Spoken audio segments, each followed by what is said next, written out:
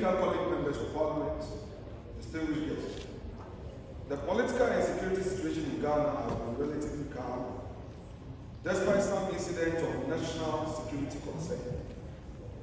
These incidents include chieftains disputes and ethnic conflicts, threats of terrorism and violent extremism, piracy in the Gulf of Guinea, activities of secessionist groups, and political and socio-economic development.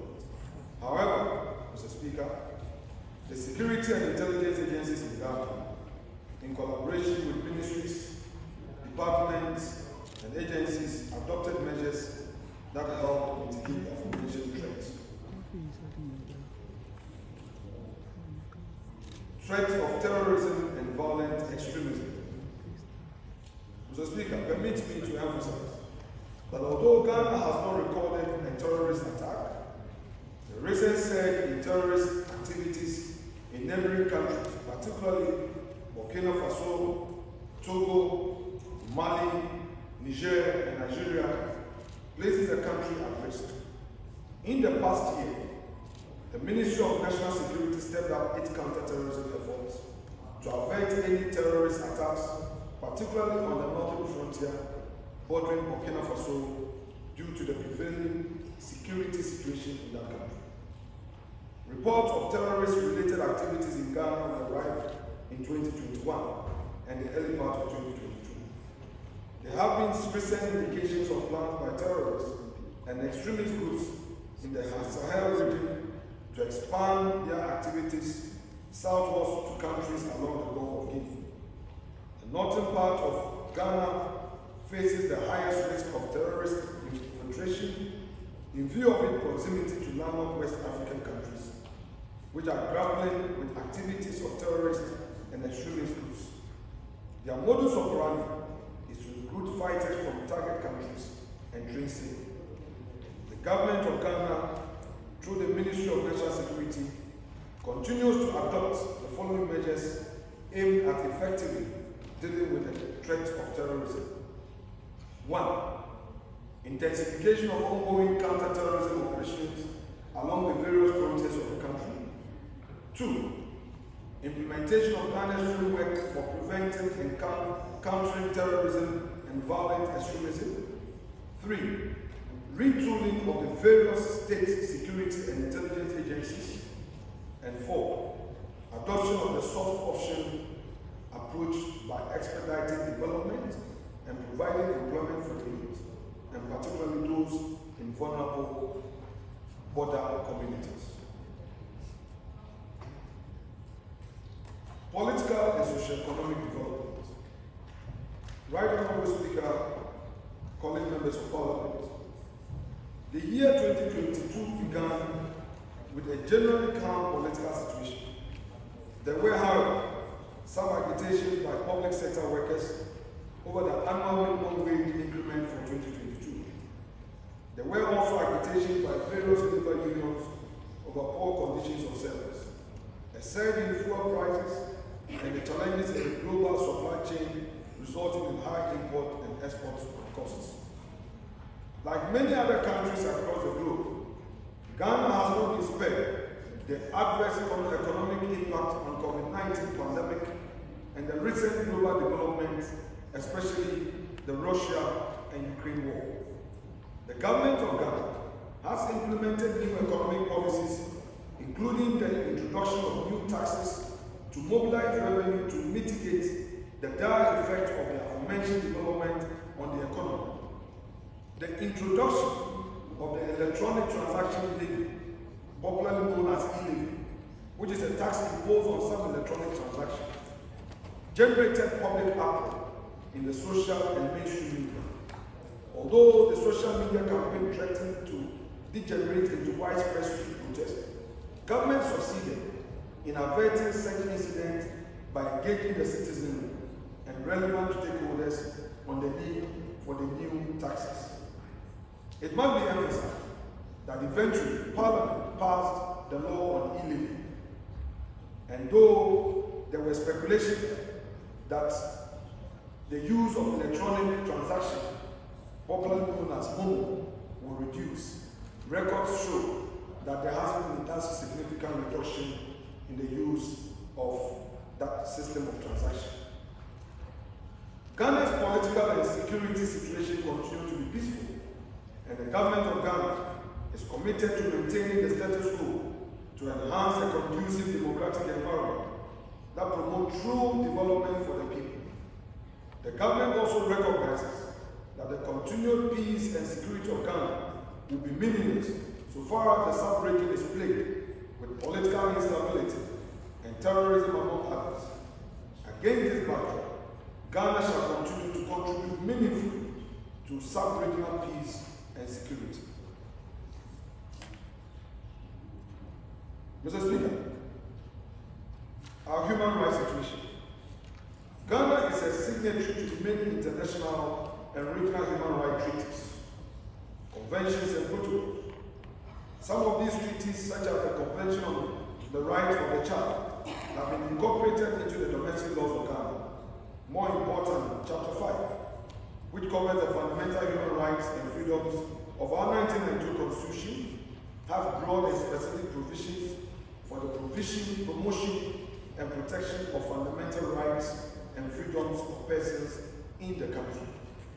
In addition to the court system, that is the judiciary, Chapter 18 of the 1992 Constitution of Ghana made provision for the establishment of the Commission on Human Rights and Administrative Justice, and same was established in 1993 Act 456, with a broad mandate to investigate complaints of violations and abuse of rights of persons in Ghana.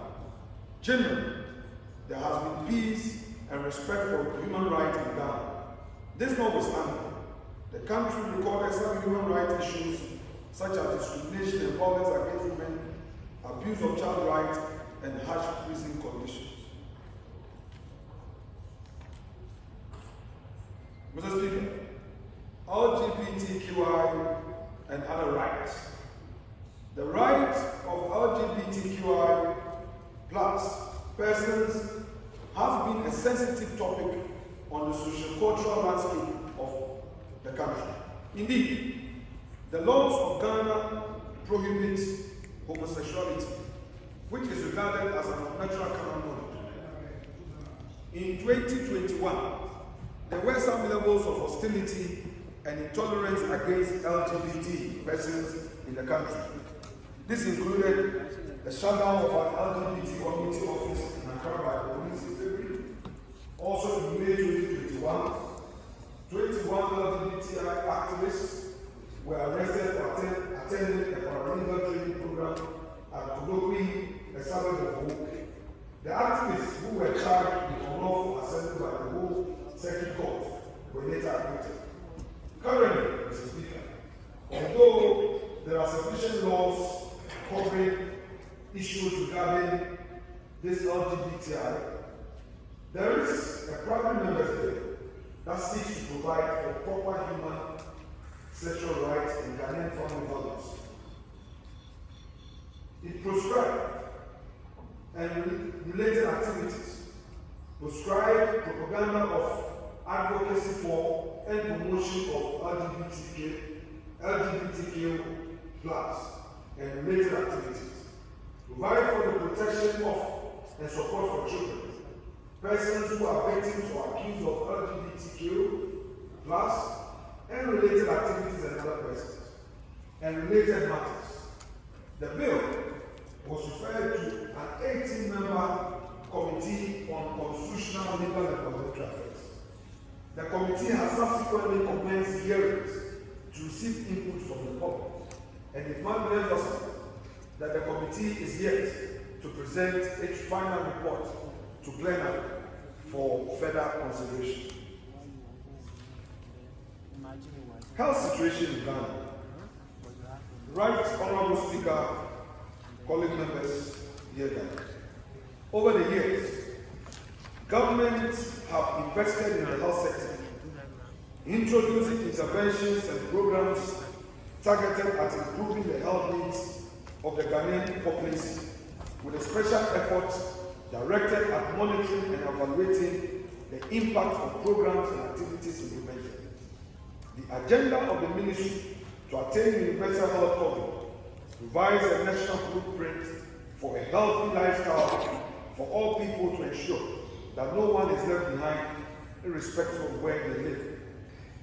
The health sector focused on improving health infrastructure at the primary healthcare level and continue to implement a sustainable rural incentive package to motivate health personnel to accept postings to rural areas and improve health service delivery.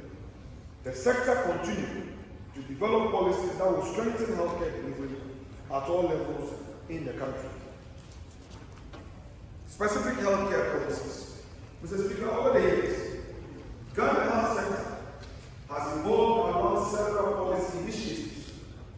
The current policy document, National Health Policy 2020 and Universal Health Coverage Roadmap 2020 to 2030, are instrumental in providing strategic direction for delivering accessible and high-quality health for all people living in Ghana. These policy documents were developed to localize the globally agreed sustainable development goals. Additionally, a draft health sector medium-term development plan 2022 to 2025 linked to the vision, goals, and objectives of the sector was developed. The plan is to achieve the following. 1. Consolidate the policy direction in the provision of essential services for the populace. 2. Provide for the management of clinical and public health emergencies. 3. Improve quality of care and information management. And finally, 4. Enhance efficiency in human resource performance and institutionalize reforms for sector effectiveness. Mr. Speaker, now on COVID-19 and its management thereof. Ghana adopted a whole of government and a whole of society approach to fighting the COVID-19 disease when it was first reported in the country in March 2020. The country, upon recording its first 2 cases, embarked on intensive public health action through collaboration with state and non-state actors. The objective was to minimize the spread of the disease towards attainment of the following objectives: limiting and stopping importation of cases, detecting and containing cases, slow down community spread, caring for the sick and reducing the impact of the disease on social and economic lives, and enhancing domestic capacity and self-reliance.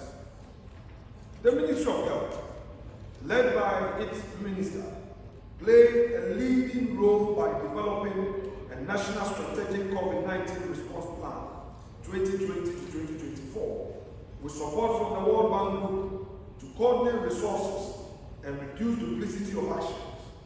It is worth mentioning that the COVID-19 Emergency Preparedness and Response Project was implemented nationwide and contributed to improving COVID-19 prevention, detection, and response through 4 components, namely emergency COVID-19 response, strengthening multi-sector, national institutions and platforms, community engagement and risk communication, and monitoring and evaluation and project management. The number of designated laboratories with COVID-19 diagnostic equipment, test kits, and reagents improved considerably. It increased from 19 in March 2021 to 63 in September 2021.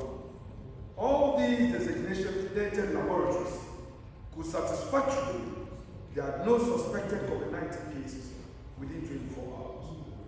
The number of treatment centers completed with ICU beds and providing services saw improvements. These treatment centers increased from 21 in March to 24 in September 2021. 80% of the designated facilities for COVID-19 were effectively monitored and supervised. Extensive education on COVID-19 protocols was successfully carried out in all the 16 administrative regions. All these regions regions had functional COVID-19 information centers. Result of a study conducted by the Health Promotion Division of Ghana Health Service showed that 81% of respondents had adequate knowledge about infection, prevention, and control of the disease. 83% of women interviewed had adequate knowledge in IPC. The development of COVID-19 vaccine communication strategy also aided in vaccine uptake. 47% of the population and 49% of the women surveyed were willing to take up COVID-19 vaccination. 2 EPRP-based monitoring visits were conducted in December 2020 and August 2021. The objective of these visits were to achieve the following. 1. Observe the availability of COVID-19 commodities at the implementing agencies. Monitor financial expenditure of all planned activities. Examine COVID-19 reporting system at the implementing agencies and understand operational challenges hindering the EPRP implementation. Largely, quarterly reports with integrated disease surveillance and response data were submitted on time. At least 95% success was achieved. All complaints were also resolved within 1 week of receipt at the call center and operation and emergency centers. As of 3rd June 2022, a total of 161,841 confirmed COVID-19 cases had been recorded.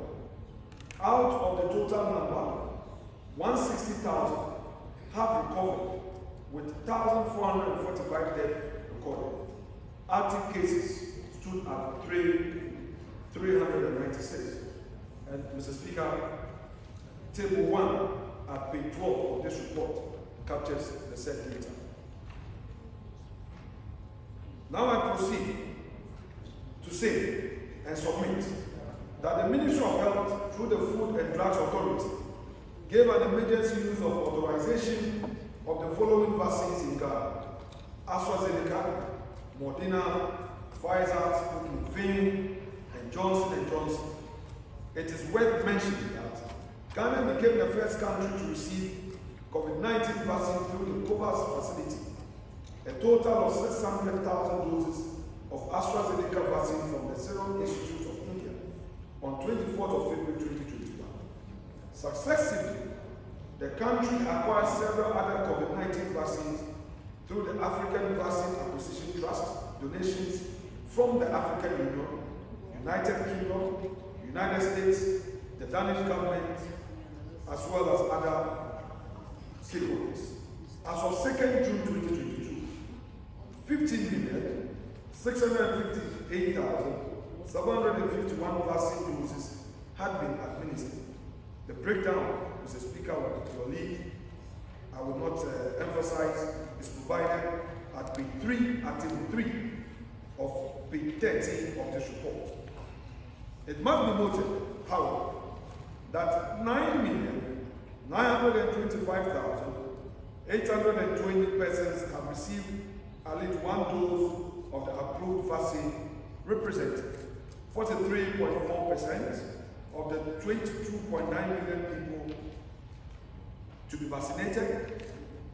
6,599,606 persons have been fully vaccinated, constituting 28.9% of the 22.9 million people, while 783,050 persons have so far received the first booster dose. Efforts are also being made to produce vaccines locally, to store up the store numbers, reduce costs, and improve the vaccination exercise towards herd immunity. Specifically, a cabinet memo has been submitted for approval of the draft national vaccine policy and establishment of the National Vaccine Institute to coordinate production of vaccines. Mr. Speaker, colleague members, status of implementation of Ecowas text. I submit of April 2022, my country, Ghana, had honored its financial commitment to Ecowas Commission as per the provisions provided at page 14 of this report, and the details are for members to read without more. Now, protocol of free movement of persons and goods. The Ecowas Treaty of 1975 stipulates in Article 2.2 and Article 27 of free movement of persons, right of residence and establishment. Subparagraph D of Article 2.2 of Ecowas Treaty calls on member states to ensure the abolition of obstacles to free movement of persons, services, and capital. Paragraph 1 of Article 27 confers the status of community citizenship on the citizens of member states and enjoins member states to abolish all obstacles to freedom of movement and residence within the community. It must be emphasized, Ghana has complied with these. The Ghana Immigration Service is one of the leading institutions tasked with the responsibility of implementing the protocols on free movement of persons and goods. The GIS, in compliance with the protocol on free movement of persons and goods within the Economic Community of West Africa states, ensures that the community citizens are accorded the needed courtesies at the various points of entry and exit.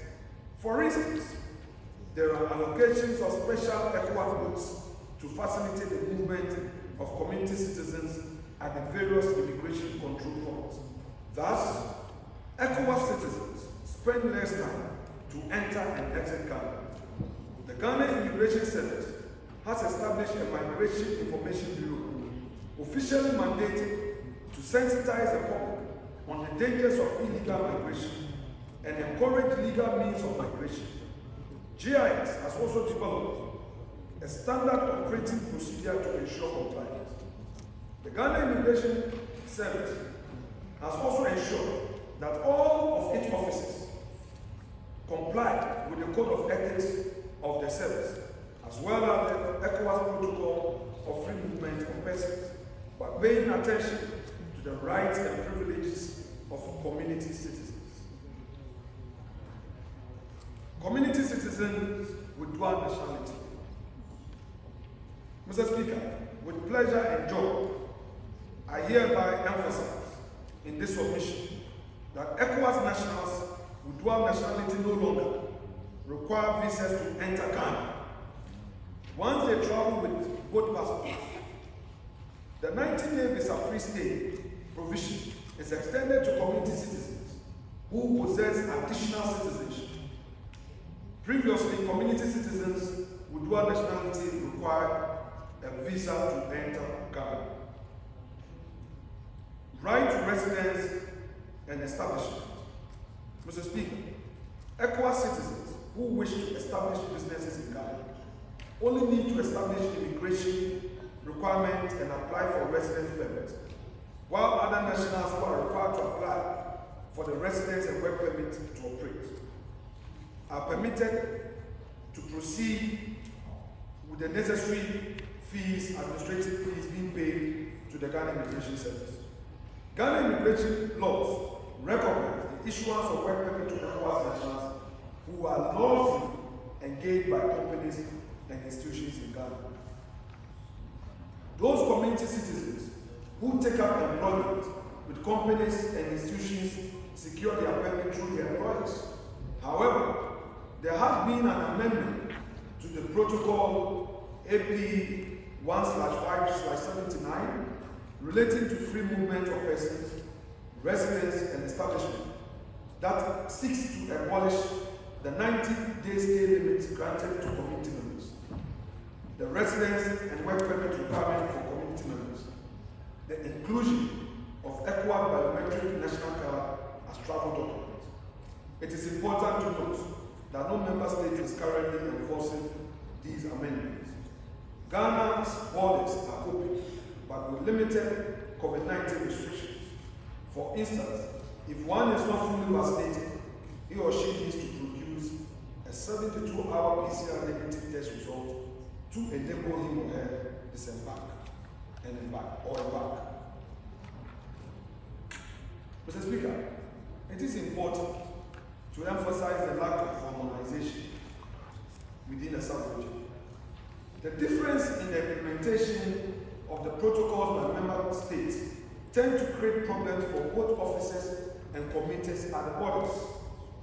The protocol of free movement of persons, goods and services are expected to be implemented uniformly across the sub-region. However, it does appear that some countries have adopted different means of implementing the protocols and are thereby not adhering to the requirements. It is also important to note that member states are at different levels of economic development. Hence, movement of community citizens are mostly towards the economies that are doing well. Remedial measures taken by Ghana. The following remedial measures, Mr. Speaker, have been taken by Ghana, and I'll highlight them with the details for members' reading. Public education, capacity building, and harmonization. Now, Mr. Speaker, let me proceed with Supplementary Act on Equality of Rights between Women and Men and for the Sustainable Development in the Ecowas sub-region. And I will emphasize the legal framework on gender equality. Ghana has existing legal framework, policies and projects and other interventions that promote the rights of citizens, particularly women. These legislations include the Interstate Succession Law of 1985, PNEC Law 111, the Human Trafficking Act 2005, Act 694, the Domestic Violence Act 2007, Act 732, Criminal Offences Act of 1960, Act 29, the Children's Act 1998, Act 567, Persons with Disability Act of 2006, Act 715, and the Labour Act of 2003, Act 651. Other pieces of legislation exist that abolish customary practices that are injurious to girls and women. These include the criminalization of female genital mutilation, female servitude, which is known in local language as chococy, and harmful widowhood rights. Ghana is also a signatory to several international agreements, such as the Convention on the Elimination of All Forms of Discrimination against Women, and has embarked on an elaborate plan of action to empower women through advocacy, sensitization, education, and creation of new gender-oriented organizations.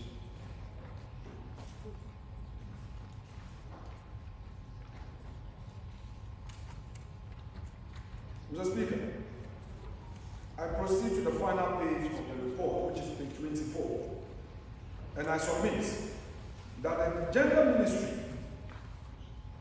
which is in charge of gender, children, and social protection, continue to embark on sensitization programs in communities to intensify awareness on issues of domestic and sexual and gender-based violence and child marriage. Also, the Human Trafficking Secretariat, the Management Board and International Organization for Migration embarked on community engagement for over 340 participants in 9 communities and islands to sensitize them on trafficking and child exploitation. The ministry intends to establish gender-based violence courts in the 6 newly created regions in Ghana.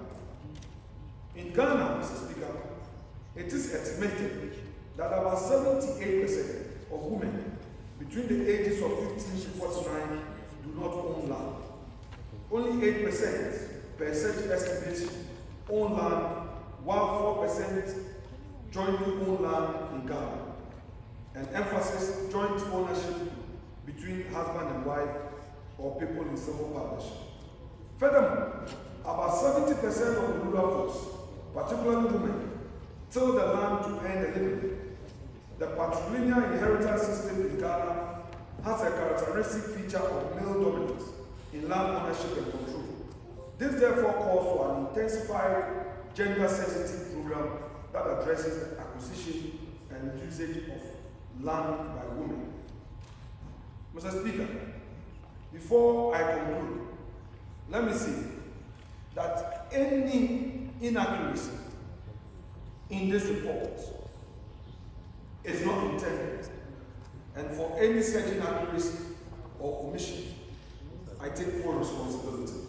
I therefore conclude by submitting that Ghana is a committed member of Ecowas and will continue to uphold the values of Ecowas and contribute its quota to the realization of the Ecowas agenda. Thank you very much, colleagues, for your kind audience. Merci beaucoup, obrigado.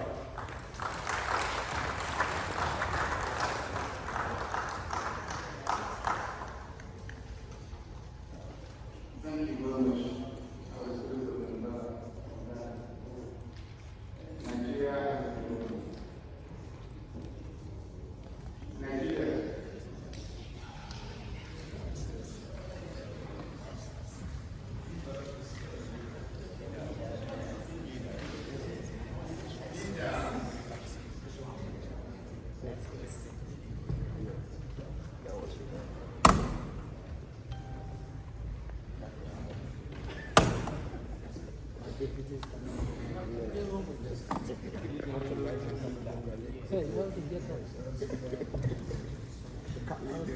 Capture cameras. How about we capture one time? It's a fresh time.